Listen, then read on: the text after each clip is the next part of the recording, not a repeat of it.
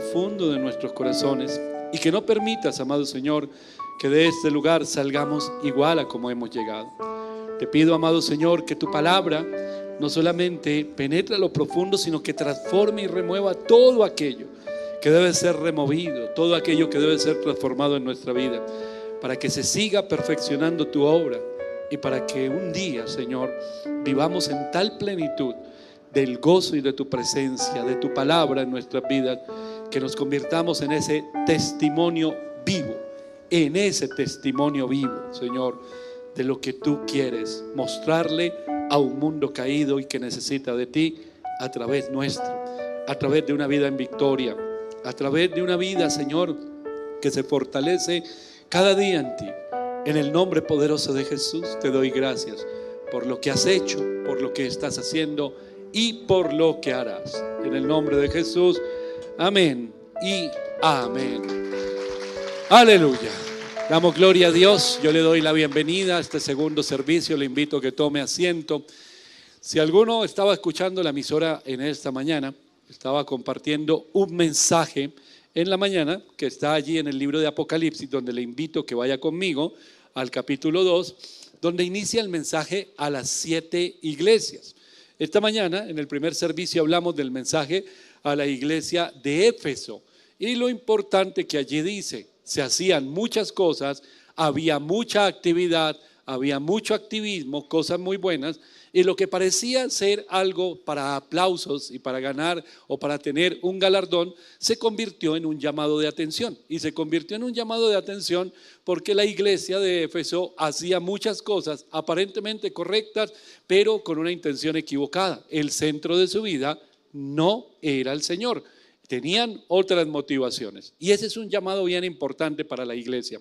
Pero vamos a continuar con la iglesia de Esmirna, capítulo 2 del libro de Apocalipsis, en el versículo 8 en adelante. Dice la palabra de Dios: y escribe al ángel de la iglesia en Esmirna, el primero y el postrero, el que estuvo muerto, dice esto: yo conozco tus obras y tu tribulación y tu pobreza, pero tú eres rico, y la blasfemia de los que se dicen ser judíos y no lo son, sino sinagoga de Satanás. No temas en nada lo que vas a padecer. He aquí, el diablo echará a algunos de vosotros en la cárcel para que seáis probados y tendréis tribulación por 10 días. Sé fiel hasta la muerte y yo te daré la corona de vida. El que tiene oído, oiga lo que el Espíritu dice a las iglesias. El que venciere no sufrirá daño de la segunda muerte. El título de este mensaje, ¿cuál es? Fidelidad, hermano. El título del mensaje de este segundo es fidelidad. Vimos, como les decía hace un momento, el mensaje a la iglesia de Éfeso, y Éfeso en su contexto era una ciudad muy importante, la más importante de Asia, y estaba esa ciudad comercial, una ciudad turística, una ciudad que movía mucha gente, y 50 kilómetros hacia el norte aproximadamente de Éfeso estaba Esmirna.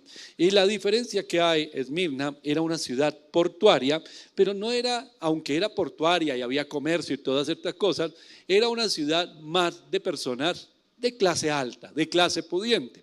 Entonces, cuando empezó la gente a aceptar, a reconocer a Jesucristo como su Salvador, la iglesia, como siempre ha sido la iglesia, criticada, señalada por muchas cosas, por este grupo de personas que eran personas pudientes, personas como de alto estrato, digamos, de prestigio. Entonces empezaron un poquitito a cercar la iglesia. Por eso el Señor, igual que lo dice en la iglesia de Éfeso, y está hablando Jesús este mensaje, cuando lo dice en la iglesia de Éfeso, a la iglesia de Éfeso le dice: yo conozco tus obras, yo conozco tu corazón, yo conozco tu sufrimiento. Resultado o conclusión, el Señor está diciendo: yo los conozco muy, muy bien. Y en la iglesia de Esmirna hace exactamente lo mismo. Dice: yo conozco la situación que está viviendo la iglesia. La iglesia se ha establecido en un lugar donde la gente tiene un Dios, que es el dinero. Donde la gente tiene su confianza puesta en algo, es el dinero y la posición económica. Donde ellos están muy seguros, y esa seguridad el apóstol Pablo se lo habla a Timoteo en algún momento y dice: dile a los ricos de este siglo que no pongan su esperanza en las riquezas, las cuales son inciertas, sino en el Dios vivo, en el reino de Dios, que hagan riquezas para la eternidad. Eso le dice Pablo a Timoteo. Pero allí, en este momento, lo que el Señor le está diciendo a esta iglesia es: hay unas personas que pusieron toda su esperanza en lo material, tienen su poder, tienen su posición allí, y muchos persiguen eso, y entonces aprisionan un poco a la iglesia. En ese punto y hora, ustedes están viviendo, y lo dice la Biblia: yo conozco tus obras, y habla de algo, tu tribulación y tu pobreza. Y dice entre paréntesis ahí en su Biblia: pero tú eres rico. Mire lo que está diciendo el Señor, algo totalmente contrario a lo que vemos hoy, ejemplo, en el Evangelio de la Prosperidad y en todos estos discursos que hay hoy en día de que el Señor, mejor dicho, todos vamos a ser exitosos, ricos, poderosos y todo eso que se vende hoy en muchos lugares. Evidentemente el Señor bendice, claramente sí, y nos enseña mucho en la Biblia temas que tienen que ver con la administración, y hay personas que van a ser bendecidas económicamente hablando mucho por el Señor, pero hay otras que no. Desde el Antiguo Testamento el Señor dice algo: los pobres siempre van a estar entre ustedes. Quiere decir que no todo el mundo va a ser millonario económicamente hablando. Algunos persiguen eso, y eso es claro porque tienen un Dios. Ese Dios de amor al dinero, que es el Dios Mamón, es el que también dice Jesús en algún momento: nadie puede servir a dos señores, porque va a terminar odiando a uno y sirviendo al otro. Nadie puede servir a Dios y a Mamón, dice la palabra. Entonces estas personas tomaron una decisión. ¿Quiénes? ¿La iglesia? No, el entorno, la sociedad en la que ellos vivían. Y mientras tanto la iglesia estaba viviendo una situación económicamente hablando. Dice el Señor: sé que ustedes, conozco su pobreza, aunque ustedes son ricos espiritualmente, económicamente no tanto. Pero les tengo una noticia. Y pareciera que la noticia, pero les tengo una noticia buena. Claro que las noticias de la palabra siempre son muy buenas, pero la noticia inmediata era muy parecido a lo que el Señor le dijo al pueblo a través de Jeremías en su momento. Cuando usted lee Jeremías 29:11, ay hermano, qué palabra tremenda. Yo sé los planes que tengo para ti, planes de bien y no de mal, para darte el fin que tú esperas, o como dicen las nuevas versiones de la Biblia, para darte un futuro y una esperanza. Pero cuando usted lee antes del versículo 11 del libro de Jeremías, en el capítulo 29, esos grandes y buenos planes, ¿sabe cuáles son? Vas a ir cautivo, vas a ser esclavizado, y van a estar ni siquiera 6 meses o un año, 70 años, hermano, casi una generación completa. Entonces la gente podría preguntarse: ¿cómo frente a malas noticias hay algo que Dios dice: pero yo sé que los planes son buenos? Te voy a llevar 70 años a la cautividad, pero tú tranquilo, los planes son buenos. La Biblia habla en el libro de Génesis con el tema de José. Cuando estaba en prisión, viene, le da la respuesta de un sueño que no entendían los adivinos de Faraón, y habla: 7 años de abundancia seguidos de ¿qué? De 7 años de escasez. Y ahí había una buena noticia, porque había un hombre de Dios que iba a convertir a Egipto en una nación muy rica. ¿Y cuál era esa buena noticia? Que cuando el pueblo de Israel años después salió de Egipto, Egipto le entregó todas las riquezas. Ahí se estaba formando esto. Entonces, cuando nosotros queremos recibir buenas noticias, pues ninguno de nosotros va a pretender que una buena noticia venga y le tengo una buena noticia, Catherine. ¿Y cuál es la buena noticia? Vas a pasar por problemas. Aquí en Apocalipsis no lo habla ni 70 años ni 7 años. Es un tiempo cortito. ¿Cuál es? 10 días. 10 días no es nada. Pero lo que iba a pasar era muy fuerte. Van a ser 10 días de tribulación, y mejor dicho, tranquila, Catherine, te tengo una buena noticia. La buena noticia, Catherine, Dios te escogió entre todos los que estamos aquí y te escogió a ti. No, qué envidia nos da. Vas a pasar 10 días de tribulación tremenda. Ella diría: ¿y cuál es la buena noticia? Pues la buena noticia es que cuando Dios te está preparando, en otras palabras, te está diciendo: yo estoy contigo. Y este mensaje a la iglesia de Esmirna, vuelvo y le repito, podría ser claramente todo lo contrario a lo que mucha gente tiene como expectativa, porque le hablaba de la expectativa de lo económico. ¿Y cómo así que entonces yo voy a ser pobre y en medio de tanta opulencia que hay en Esmirna y tanta gente pudiente, y es una ciudad costera y hay una cantidad de cosas, y cómo la iglesia del Señor va a ser pobre? Eso no le cabía en la cabeza, pero así era, y el Señor no está en contra de eso.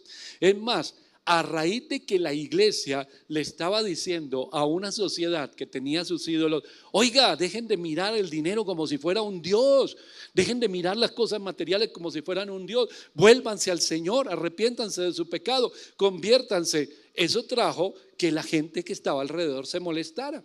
Hoy en día la gente se sigue molestando, hermano. Lo que decía al principio de estos mensajes en esta mañana es que estos mensajes a las iglesias aquí en Apocalipsis realmente se cumple lo que dice por allí en Hebreos 4:12, y es que la palabra de Dios es viva y eficaz. ¿Por qué?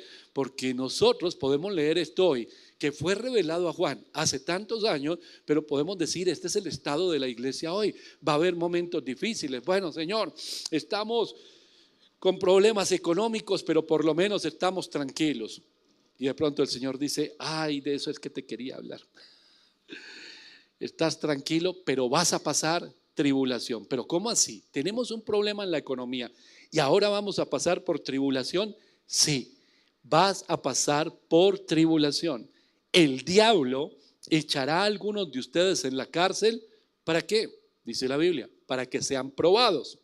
Y tendrán tribulación por 10 días. Pero el Señor dice algo, ustedes tranquilos. Yo lo que les digo es, sean fieles hasta la muerte.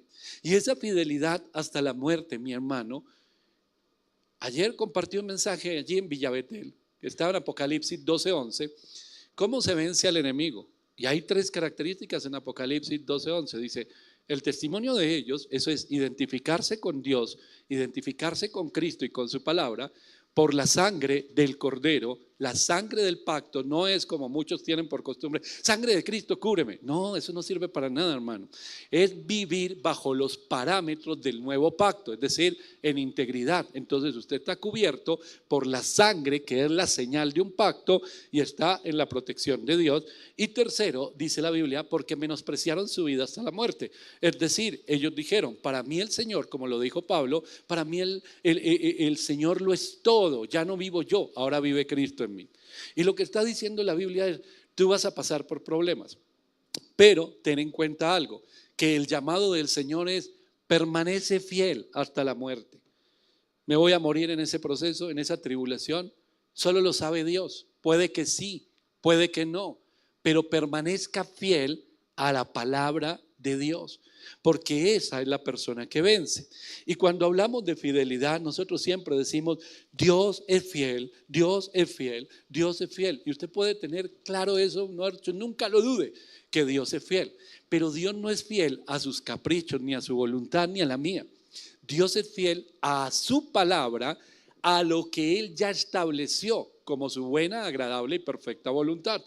Por allá en el libro de Josué, en el capítulo 5, antes de ir a Jericó, hay un momento en que Josué encuentra un varón, dice la Biblia, un guerrero con la espada desenvainada, y está ese guerrero ahí parado, y Josué hace una de las preguntas más honestas que hay. Quizás a alguno de nosotros nos daría pena preguntar, pero a él no le dio pena y quedó registrado en la Biblia. Y entonces le dice a ese varón que tiene la espada desenvainada, qué pena, perdón, le voy a hacer una pregunta, ¿usted es de los nuestros o es del otro bando? ¿Es de nuestro ejército o es del otro ejército? Quiere decir que le impactó esa imagen. Esa es la representación de Jesús. Y entonces a él le impactó esa imagen al punto que dijo, bueno, si él me dice que es de nosotros, entonces, que bueno, yo me siento seguro. Si él me dice que es del ejército contrario, pues me va a dar un poquitito de miedo la conquista. Y el varón responde y le dice, de ninguno de los dos, ni de su bando, ni del bando del otro. Y entonces, ¿usted viene de parte de quién? De Dios. Vengo a hacer la voluntad de Dios, no la suya y no la de allá. Hermano, eso es algo que tenemos que tener muy presente. Porque yo le podría decir, Señor, manifiesta tu gloria en este lugar, en la iglesia, en el ministerio. Mira que estamos viviendo situaciones y ¡pum!, viene el Espíritu Santo y escuchamos la voz audible del Señor en este lugar y dice, he venido a este lugar.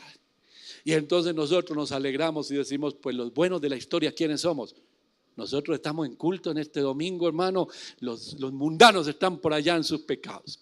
Entonces, si viene la voz del Señor a este lugar, es porque Dios va a establecer aquí lo que nosotros le estamos pidiendo. Señor, vienes aquí a cumplir todos los deseos de mi corazón, los caprichos. Y el Señor dice, no. Entonces los de los mundanos, los pecadores, tampoco. ¿Y entonces a qué viniste? A hacer mi voluntad. No la de ustedes, sino la mía. Y eso es algo que debe estar muy presente, muy presente en nuestra vida. Cuando nosotros vemos un mensaje como este a la iglesia de Esmirna, lo primero que se nos tiene que quitar de la cabeza, hermano, es el evangelio falso o esas promesas falsas que le han dicho a muchas personas. Y es, si tú eres cristiano, nunca más vas a tener problemas y nunca más vas a sufrir. Porque no es así. El mismo Jesús nos enseña algo. En el mundo tendrán aflicciones, pero confíen en mí, porque yo he vencido el mundo. ¿Y qué son las aflicciones? Las aflicciones son pérdidas, hermano. Las aflicciones son problemas. Y mire lo que dice, por ejemplo, segunda de Timoteo, en el capítulo 3, versículo 12. Subráyelo, márquelo y que quede escrito en su corazón. 3:12 de segunda de Timoteo. Dice la Biblia, y también todos los que quieren vivir piadosamente en Cristo Jesús, ¿qué dice su Biblia? Padecerán persecución. Hermano, en medio de un mundo caído, la Biblia dice, somos luz en medio de tinieblas. ¿Qué prevalece cuando la luz está apagada? Hay tinieblas, apagamos todas las luces de este lugar y entramos nosotros o con una vela o con una linterna. Prevalece la luz, ¿cierto? Prevalece la luz, porque la luz disipa toda tiniebla. Pero ahora imagínense que ser nosotros luz en medio de tinieblas es vivir la verdad de la palabra de Dios en medio de un mundo caído donde hay tentaciones y donde hay una cantidad de distracciones a nuestro alrededor. Entonces todos los días tenemos que enfrentar eso. Yo me levanto en la mañana y entonces oro y salgo para mi trabajo y tengo la confianza y la fe que me va a ir bien en mi trabajo. Y de pronto no me va tan bien. Y empiezan los conflictos. Saliendo de mi casa, de pronto hay un trancón enorme. Tenía una cita, no voy a llegar, puedo perder la paciencia, empiezo a airarme, empiezo a protestar. Mejor dicho, no son ni las 7 de la mañana y yo ya estoy amargado. ¿Conoce gente amargada tan temprano? Yo sí conozco gente amargada desde que se levanta. Hermano, y entonces empiezo a amargarme y entonces ya perdí la paz y entonces llego a la oficina y no pasa nada y hay problemas y nos dicen y nos requieren por aquí y en un momento todo uno dice, Dios mío, ¿dónde estás? Y el Señor responde muy cerquita, aquí.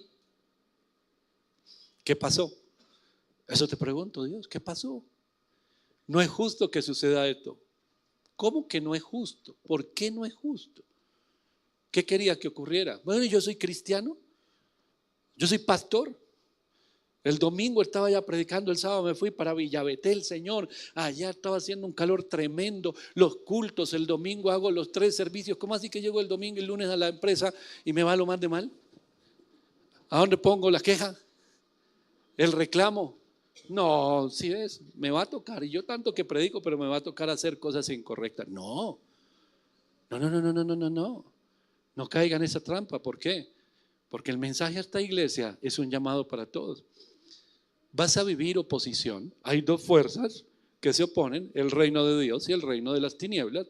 Es una guerra, cuando usted oiga de guerra espiritual, está desde Génesis 3, todavía se está desarrollando, no ha terminado, va a terminar cuando Cristo reine. Y esas 2 fuerzas están ahí. ¿Prevalece uno o prevalece el otro? Cuando nosotros somos fieles, prevalece el propósito de Dios. Cuando nos dejamos llevar por el afán, por el miedo, por el temor, por muchas cosas, prevalece el reino de las tinieblas, así como lo dice Éxodo, hermano. Allí está claro cuando fue Josué al campo de batalla contra los amalecitas, y dice la Biblia, Moisés levantaba los brazos, prevalecía el pueblo de Dios. Moisés se cansaba y bajaba los brazos, prevalecían los amalecitas. Hay 2 fuerzas y esas son las fuerzas que están en guerra hoy en día. Entonces, muchas veces que usted siente una opresión, es real, hay una opresión. Porque el enemigo, a través de esa fuerza que hay, quiere impedir que se cumpla la voluntad de Dios en su vida. Quiere amargarlo, quiere sacarlo del propósito, quiere llevarlo a que usted tire la toalla y diga, ya, me fui, renuncio. Se acabó esto. Pero la otra fuerza que lo impulsa, que lo lleva hacia adelante, es el poder de Dios. Entonces depende usted a quién le cree. Si usted baja los brazos y se deja a Dios de un lado, pues la fuerza del enemigo prevalece y su cabeza se incendia. ¿Sabía usted o sabe usted por qué la Biblia habla en Efesios de dardos de fuego? Porque un dardo de fuego, una flechita, llega aquí, ran, digamos que llega a este lugar. Sería muy fácil, algunos dirían, sería muy fácil, pues esto es tapete, estos muebles tienen paño, que esto se incendiara rápidamente. Pero no se incendia tan rápidamente, porque cayó, ¡pum!, de fuego. Se empezó a prender este pedacito. Y nosotros podemos pararnos a mirar, o salir corriendo, o dejar que eso siga creciendo. Lo que dice la palabra de Dios en Corintios es, llevamos todo pensamiento cautivo a la obediencia del Señor. Dio el dardo ahí, apenas se prendió. Entonces le digo a Rosenberg, pilas hermano, echémosle a esto agua, o la brigada, o los que estuvieron aquí en la brigada, muestren un extintor. Se quemó un pedacito y pasó. O puede suceder que el miedo y nuestros argumentos se conviertan en el combustible para que crezca rápidamente ese incendio. Entonces, cuando viene el dardo, ese dardo hasta ahí no ha hecho daño. Entró, dio en el blanco, en mi mente. Pero cuando yo me argumento, empiezo a echarle combustible como gasolina. Miedo, rabia, ira, rencor, una cantidad de cosas. Y voy a hacer. En unos segundos se incendió todo. En segundos. Y cuando se incendió toda mi mente, esos pensamientos y esa visión, fue a mi corazón. ¿Qué es lo siguiente? La acción. Entonces voy a la acción con rabia y respondo y hago. Por eso la gente, cuando dice no tome decisiones con la cabeza caliente, cálmese. La Biblia nos dice, llevé todo pensamiento cautivo a la obediencia del Señor. Y uno dice, oiga, de lo que me libré. O puede dejarse llevar y después estar diciendo, me arrepiento de todas las bobadas que dije, que hice, y ahora me quedé sin trabajo, y ahora una cantidad de cosas pasaron. ¿Qué pasó? Me incendié.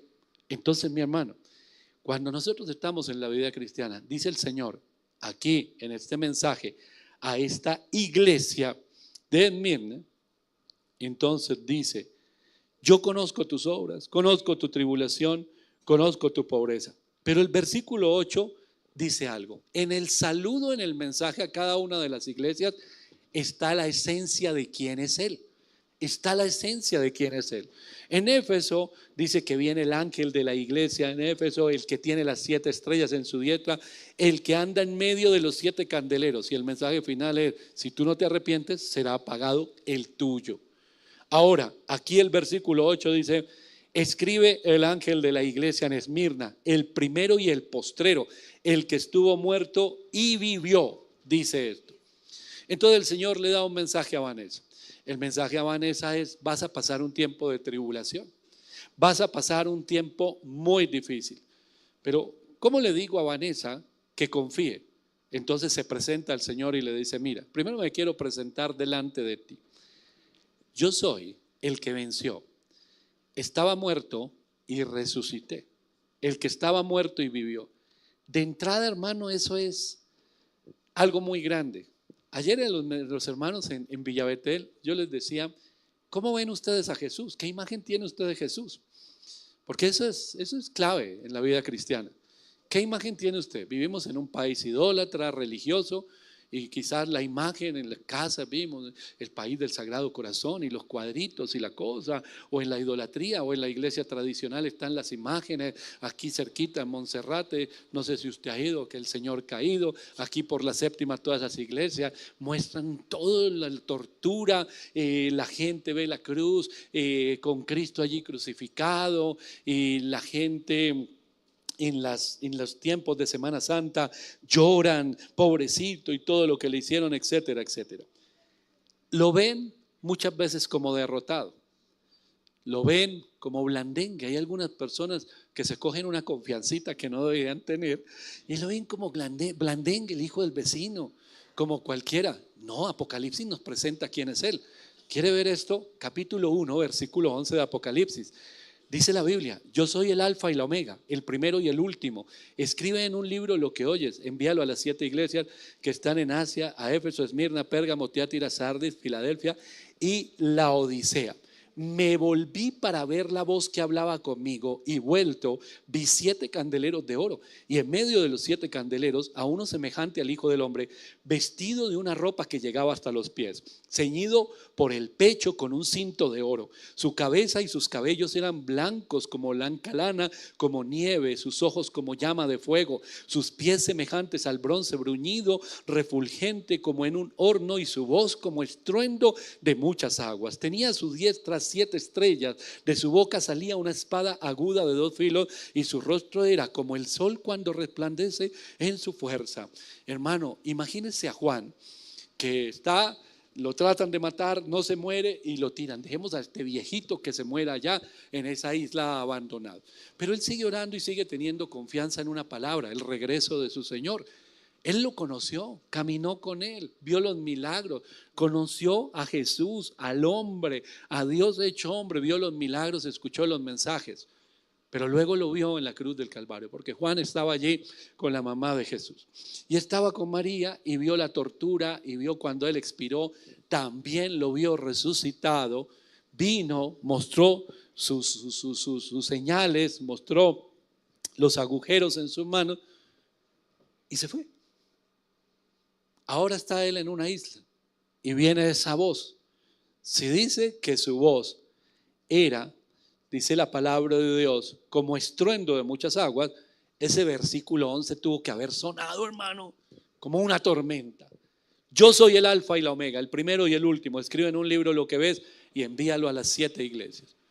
Y Juan voltea a mirar quién es el que le está hablando. Y ya no se encuentra al hombre, ni al torturado que murió en la cruz. Ahora se encuentra el victorioso. La imagen que representa aquí de Jesús no es la de un debilucho ni de un blandengue, hermano, sino de aquel que venció. Su mirada, sus cabellos, su cinto, el resplandor de la gloria de Dios. Hermano, si usted es cristiano, usted tiene que aprender a ver al Señor así. Si usted lo ve como todo blandengue y todo debilucho, hermano, usted no tiene fe, ni tiene confianza, ni tiene nada. Pero cuando usted aprende a verlo en la victoria plena, entonces un mensaje como este de la iglesia de Esmirna cobra gran poder. Diego, yo vengo a decirte algo y a prepararte para una tribulación. ¿Cuál es la tribulación, Señor? Vas a pasar un tiempo de tribulación. Pero antes de decirte qué es lo que va a ocurrir, quiero decirte algo. Uno, que aunque tú pienses que eres pobre y vives en medio de una sociedad que todos lo centra en dinero, tú eres realmente rico espiritualmente. Tu riqueza está más allá de la comprensión natural. Pero aparte te quiero decir algo, que aquí está frente a ti y te está hablando el que estaba muerto y vivió. Así que no le tengas miedo ni siquiera a la muerte. Sé fiel hasta el último día de tu vida, porque yo estoy contigo. Hermano, esa es la verdadera fidelidad. Nuestra fidelidad, ¿cuánto dura? Yo era fiel, pero hoy me cayó mal que discutí con mis compañeros de ministerio. Entonces, ¿saben qué? Este es el último culto que les predico y por aquí no vuelvo. No me cayeron gordos, ya no vuelvo. Hermano, nuestra fidelidad, ¿cuánto dura?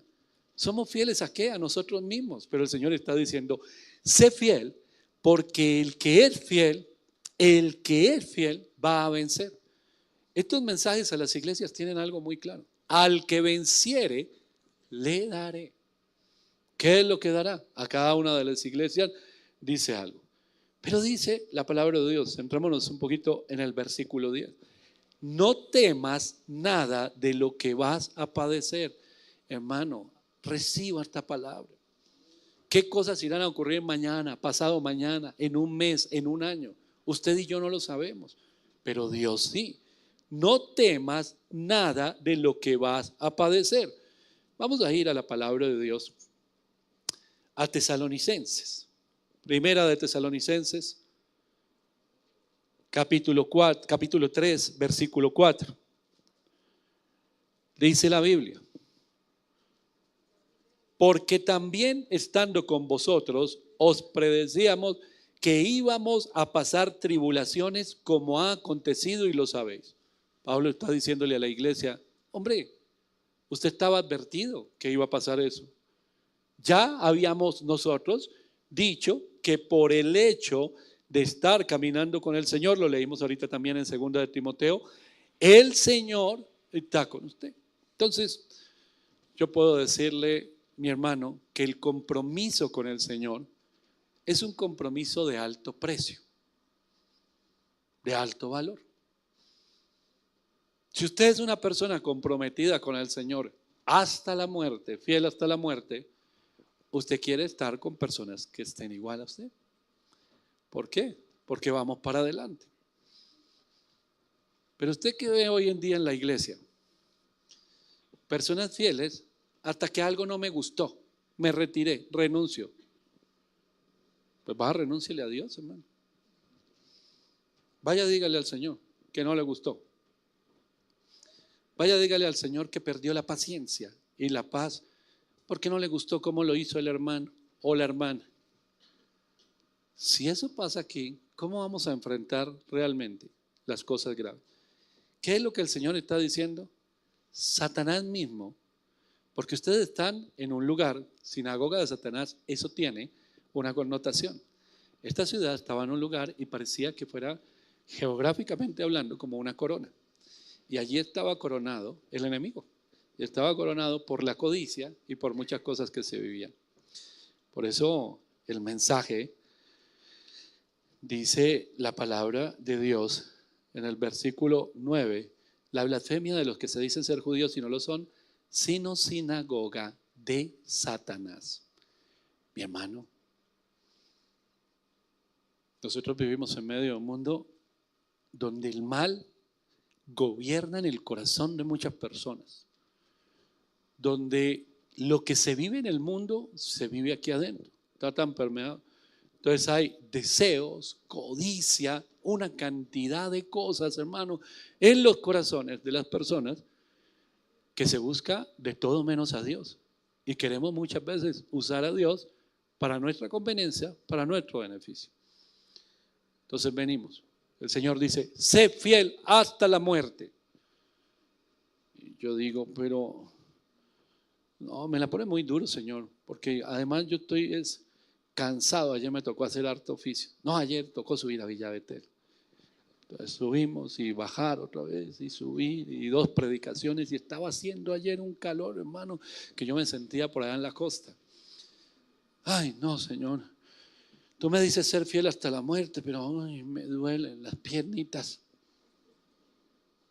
Ser fiel hasta la muerte. Sé fiel hasta la muerte y no me gustó si me saludaron o no me saludaron.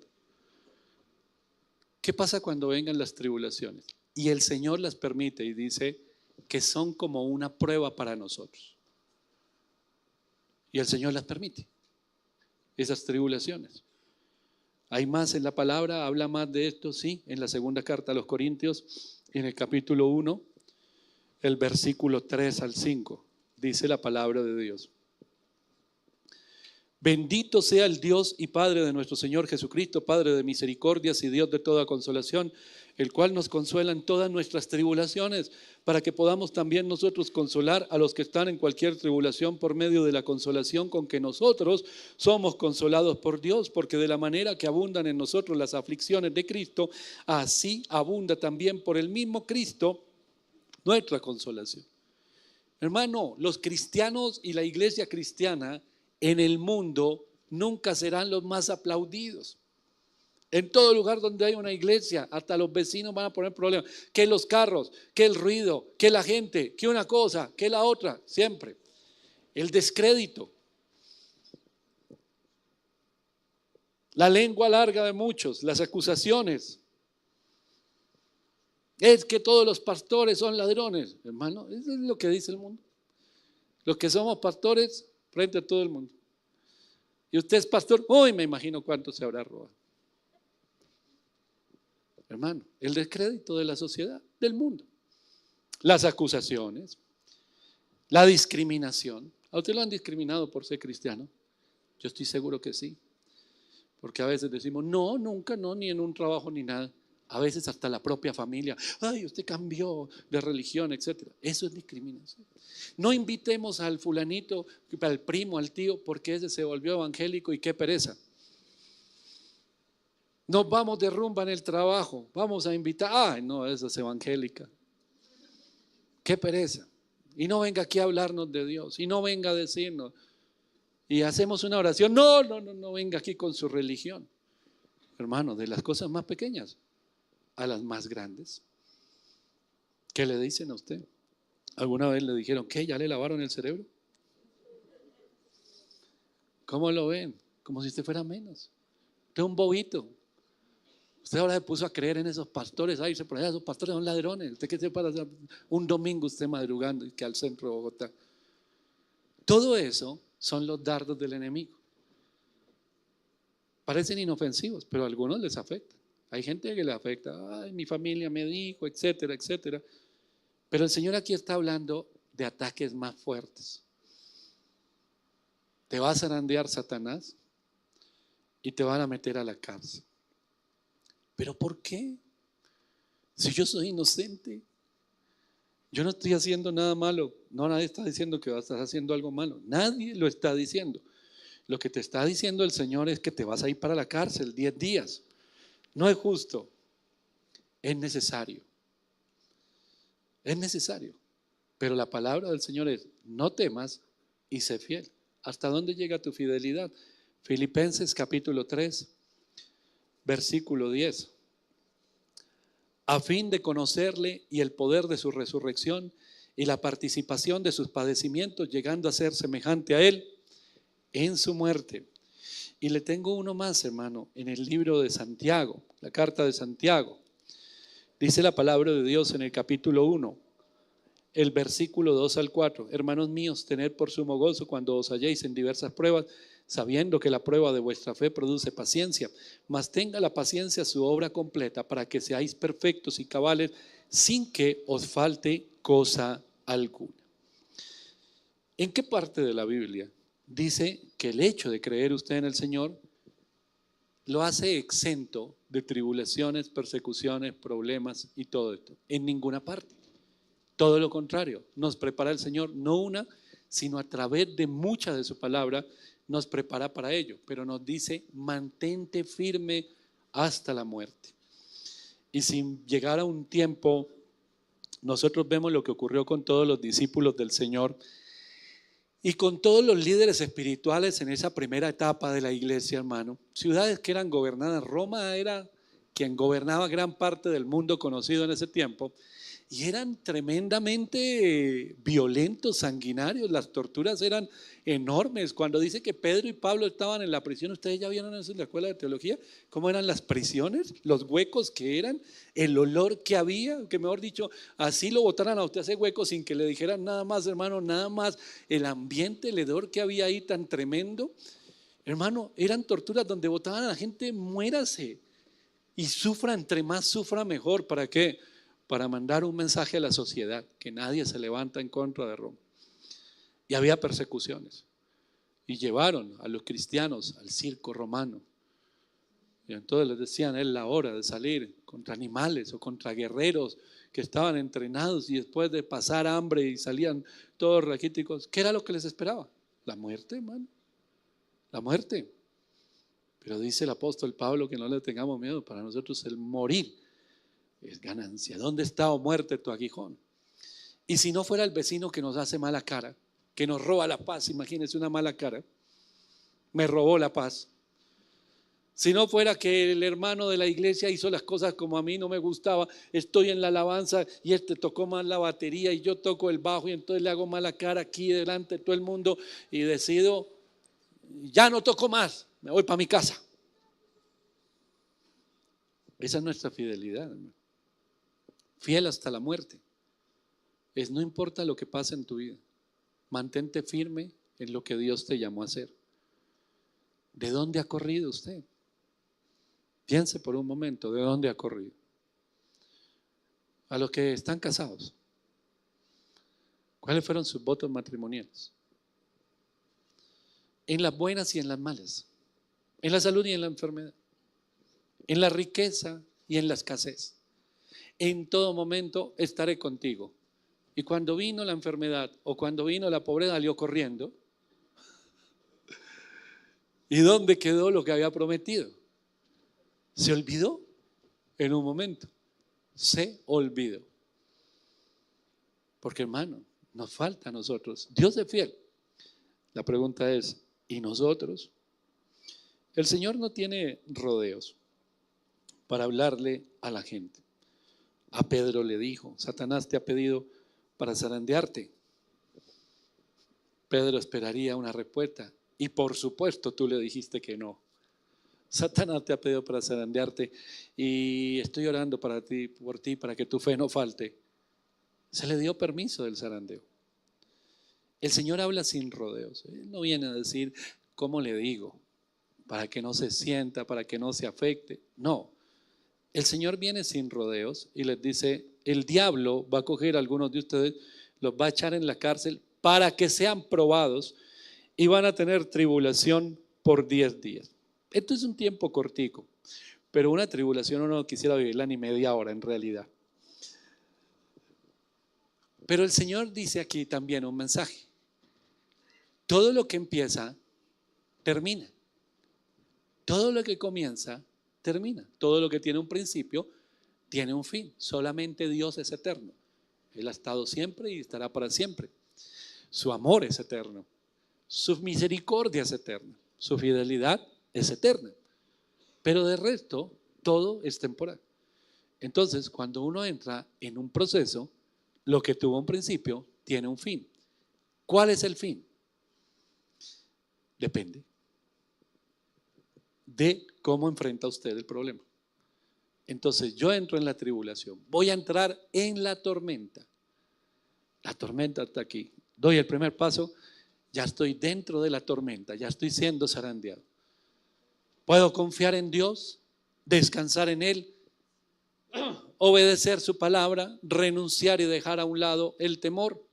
O puedo no confiar en Él, llenarme de temor, de argumentos, de desconfianza. Y ahí hay dos caminos que se abren en la tormenta.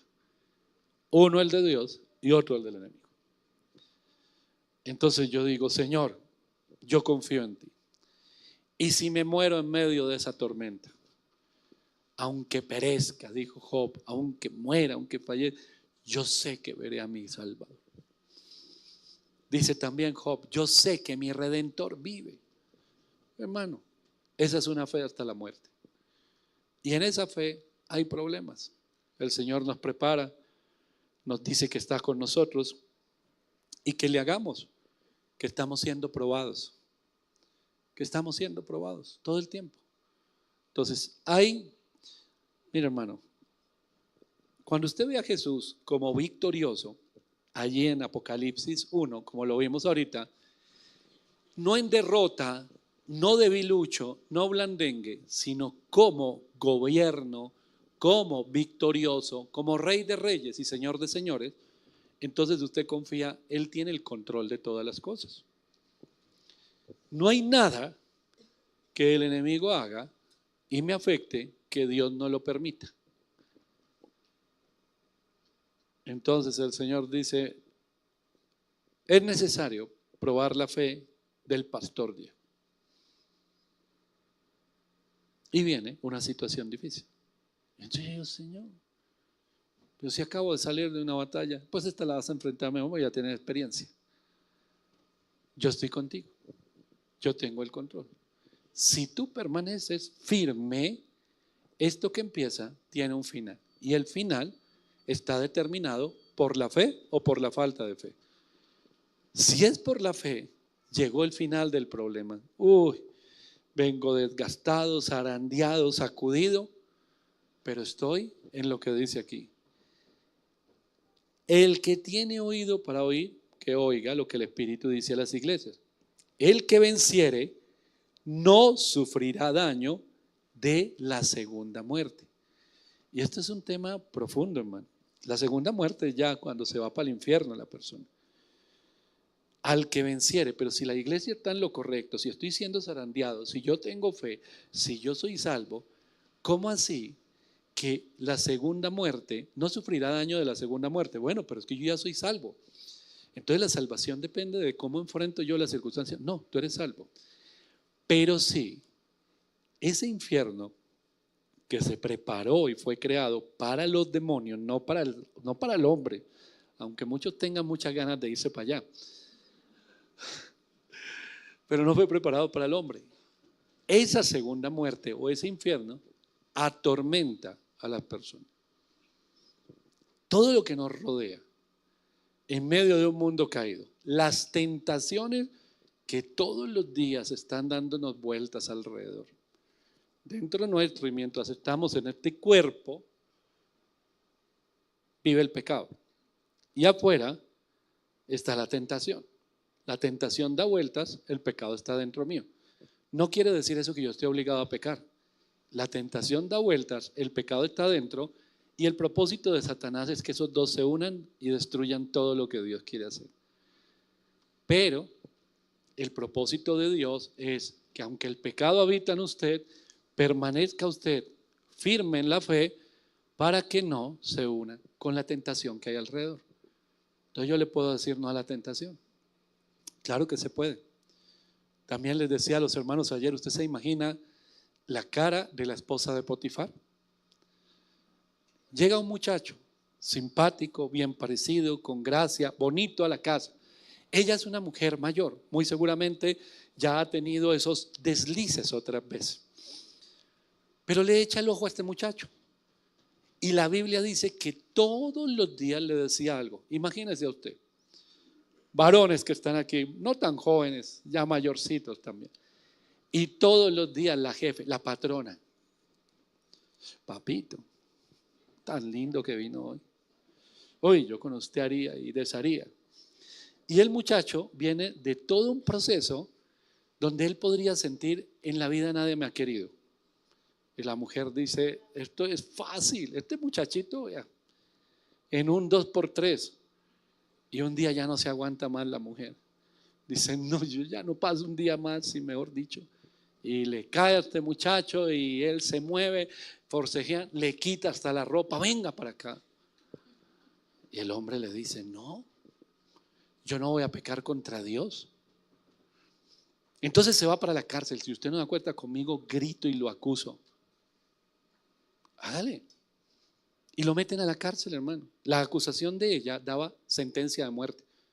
Potifar, que era militar, no quiso hacerlo y lo mandó a la cárcel. Y se fue para la cárcel. Dice la Biblia, y Jehová estaba con José. Y Jehová estaba con José. Y Jehová estaba con José. ¿Por qué? Porque era fiel a Dios hasta la muerte. Varones que están en este lugar, ahí les dejo esa historia, ustedes la terminan por la tarde. ¿Yo qué haría? Ay, me tocó, me obligó esa señora, Dios, tuviste que, si no, no, es que de pronto me acusaban. No, aunque él era un hombre y el pecado estaba en él, la tentación estaba afuera, pero eso no se unió, porque era fiel a Dios. Apocalipsis nos dice eso. Así vengan tribulaciones, así vengan problemas, así vengan situaciones difíciles, tú permaneces. Porque la corona de vida, que es lo que dice aquí, el que venciere no sufrirá daño de la segunda muerte. Y la Biblia nos habla de la corona de vida, y la corona de vida no es otra cosa, sino el gobierno de Cristo sobre nosotros. Eso es la corona de vida. Mi hermano, no hay nadie por encima de Dios, y por encima de nosotros solamente Dios. Ahí se resumen los mandamientos, ahí Jesús cita el Shema de Deuteronomio, y es la manera de vivir en victoria. No hay otra, hermano. ¿Voy a tener momentos en que me moleste o me incomode algo con alguien? Sí, eso va a pasar. Y va a pasar en el ministerio que haya personas que son desleales, también. Y me va a pasar que en mi hogar voy a tener problemas, también. Y en el trabajo no todos los días van a ser iguales. Y va a haber momentos en que hay problemas, y va a haber momentos en que hay tropiezos. Sí, todo eso va a ocurrir.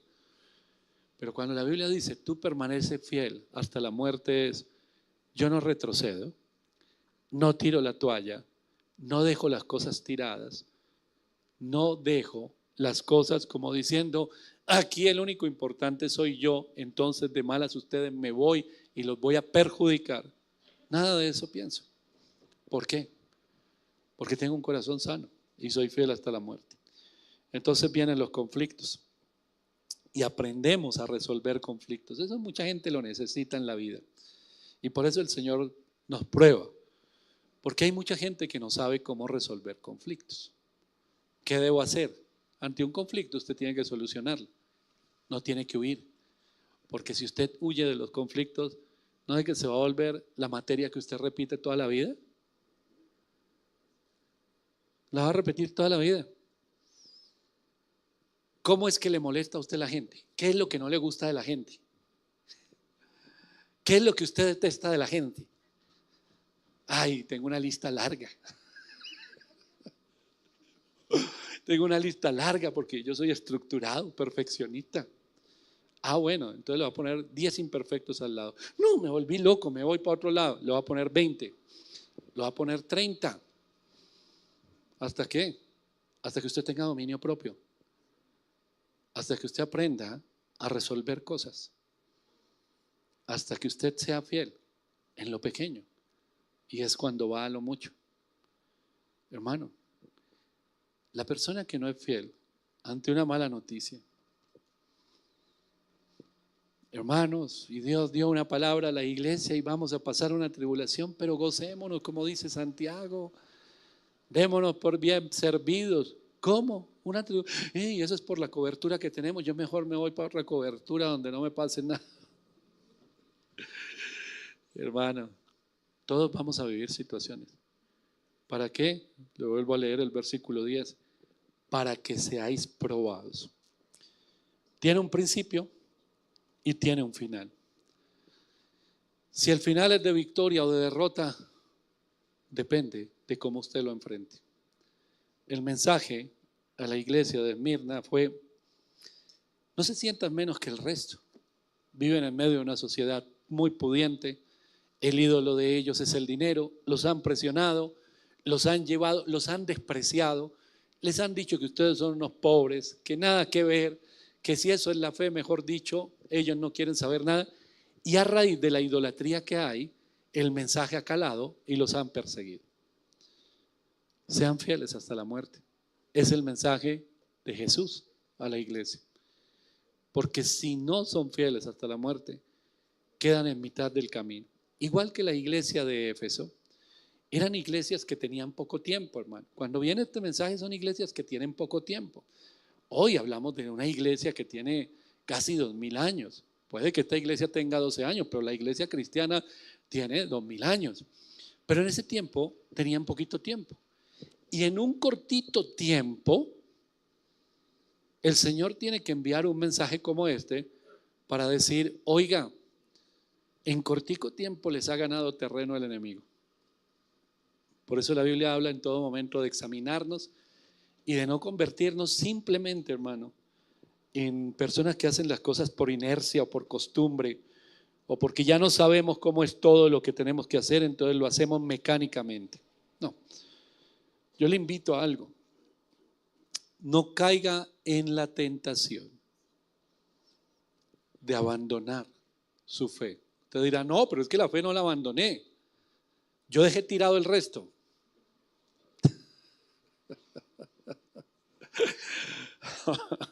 O sea que un día usted dijo: Dios me puso aquí, y al otro día dijo: Dios me puso aquí hoy, y mañana yo mismo me quité. Abandonó la fe, hermano. O la tenía o no la tenía. Si usted sabe dónde lo puso el Señor, no abandone su fe. No tome decisiones usted en su carne. Porque vamos a vivir. Hablamos de José. Él habló de los 7 años de abundancia, de escasez. Hermano, cuando el Señor nos da esa palabra, yo aquí les he contado el día que Beto vino, el pastor Alberto Cantor. Hermano Diego, tengo un mensaje para usted, pero primero quiero decirle que Dios lo ama, que Dios está con usted, que nunca dude, que no desconfíe. Yo ya sabía por dónde iba el mensaje. pero va a vivir una tribulación. Son unos poquitos años, hermano. Apenas va a empezar, pero va a tener un fin. Yo casi que lloro, yo lo cogí los brazos en mi escritorio, le dije, oremos, dígale al Señor, oremos los dos, que el Señor diga, ¿qué debo hacer para cambiar la situación? Sí, si algo malo o algo. Me dijo, no, lo que yo vengo a decirle es que Dios está con usted, tranquilo, ánimo, bienaventurado, adelante. Y pasó la tribulación, fueron unos años. Ya en la mitad yo dije, ya dejó de dolerme un poco. Ya no estaba, ojalá esto acabe rápido. No, son procesos que hay que vivir. Entonces decimos, José en Génesis, 7 años. El pueblo de Dios en Babilonia, 70. Daniel cuando abrió las escrituras dijo, ay, se cumplieron el tiempo, ya nos vamos a salir de aquí. Lo que empezó está terminando. En este caso de Apocalipsis, 10 días. En su caso, ¿cuánto? No tengo ni idea. No lo va a decir. Y Dios me mostró y me dijo, pregúntele usted al Señor. Pregúntele cuánto es necesario para que usted aprenda a ser fiel hasta la muerte. Al que venciere. Al que venciere. El Señor le dará esa corona de vida. Él gobernará sobre usted. No tire la toalla por las cosas que pasen. Yo sé que a usted muchas cosas le han incomodado y le han molestado en su vida, en la economía, en el trabajo, en la familia. Por eso usaba esta frase, hermano. El compromiso con Dios es un compromiso de alto precio. Cuando yo le digo al Señor, me comprometo contigo, es pase lo que pase, vea lo que vea, viva lo que viva. Sigo comprometido con el Señor. Hoy en día en Colombia, pues podríamos decir que hay libertad. Nos podemos reunir, usted escoge a qué iglesia ir. ¿Y si un día no fuese así? ¿Y si un día no fuese así? Aquí en Colombia hay sitios, hay ciudades y sobre todo en la zona rural hay lugares donde no está tan permitido. Y donde hay personas que si yo les voy a predicar esto, tendría que habérselo pasado desde esta semana a alguien para que lo apruebe sí o no.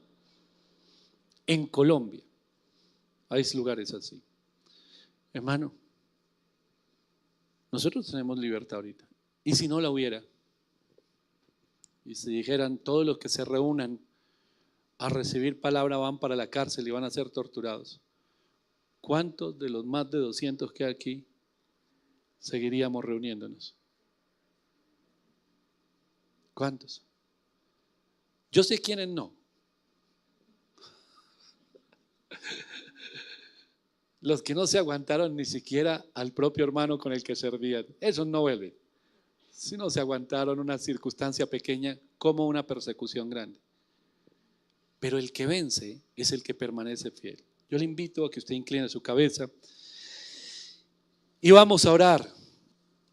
Piense por un momento, ¿qué lo sacaría usted del propósito de Dios o qué lo ha sacado? Cuando entra la duda, cuando se convierte usted en una persona infiel, cuando es momento de examinarse y decir, pero ¿por qué siempre me pasa lo mismo en todo lugar donde estoy? Llego al mismo punto y en el mismo punto tiro la toalla y vuelvo a empezar. Y se repite, y se repite, y se repite. En el Señor podemos confiar. Así los tiempos sean difíciles. Así las tormentas estén muy fuertes. En Él podemos confiar. Podemos confiar en que mientras hacemos su voluntad, no importa que el mundo esté volcado a sus ídolos y a sus dioses y que nos menosprecien y nos acusen, seguimos confiando en el Señor. Padre Celestial, en el nombre poderoso de Jesús, yo te doy gracias en esta hora por tu palabra. Te doy gracias porque tú no andas con rodeos, Señor. Tu amor se manifiesta de una manera muy directa. Cuando tú nos hablas, nos das una palabra que nos lleva a examinarnos. ¿Qué tan fiel soy con el Señor? ¿Acaso niego la fe por temor, por afán, por mis caprichos, por ser aceptado, por el pecado que ronda a nuestro alrededor, por las tentaciones que hay? ¿Acaso he dejado tirado las cosas de Dios, no una sino muchas veces, por quedar bien con las personas? ¿Qué tan fiel has sido con el Señor? Cada uno de los mensajes de las iglesias es un llamado a corregir. Ese es el amor de Dios. Si no nos amara, nos deja en el error. Si el Señor no nos amara, nos dejaría en el error, en la derrota. Pero Él nos ha llamado a la victoria. Por eso, en el nombre de Jesús, hoy rendimos nuestros corazones delante de ti, Señor. ¿En qué cosas o en qué tantas cosas hemos sido infieles? La Biblia nos llama a otra cosa: ser fieles hasta la muerte. Porque solo el que es fiel hasta la muerte tiene la victoria asegurada y recibirá la corona de vida. Y no sufrirá castigo ni dolor en la muerte segunda. En el nombre poderoso de Jesús, Señor. Guíanos para volver el corazón a ti, Señor. Para volver el corazón a ti.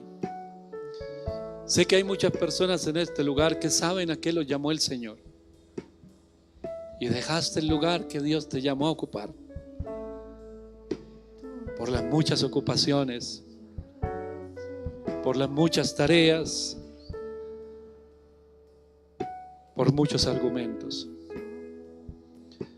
Pero es tiempo de volver, de ser fieles con el Señor, fieles hasta la muerte. Así vengan los momentos difíciles, así hayan circunstancias difíciles en tu hogar, así las cosas no salgan como tú querías en tu trabajo, así a veces se ponga pesado el camino en el ministerio. El llamado es a ser fieles, fieles al Señor en el nombre.